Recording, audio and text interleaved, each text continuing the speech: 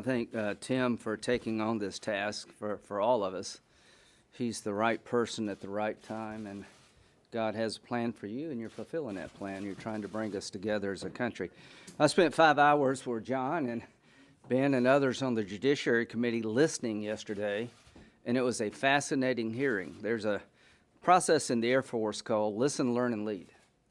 To my colleagues on the other side who said, we talk too much, we don't need to listen anymore, where were you for the 8 years of the Obama administration? I'm getting a little tired of being lectured to by my Democratic colleagues that all this is Trump's fault. You had 8 years under President Obama, the Justice and Policing Act, none of it was taken up virtually.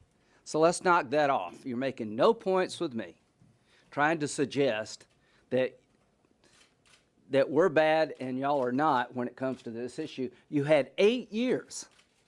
No attempts to ban chokeholds, no attempts to do any of the things that we all agree we need to do now. So if you want to fight about that, let's fight. If you want to admit that the country needs to move on together, let's do it.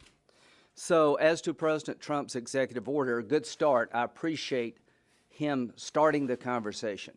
He brought families into the White House. They appreciated being listened to by their president. To my Democratic colleagues, I appreciate putting together your list.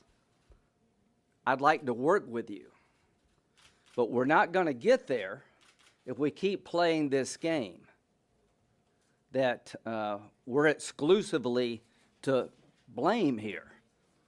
Now, their shopping list, for lack of a better term, of what to do compared to Tim's, there's a lot of overlap, but there's some real differences.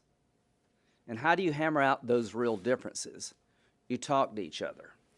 After the hearing, I had multiple Democratic colleagues come up to me and say, let's try to reconcile our differences.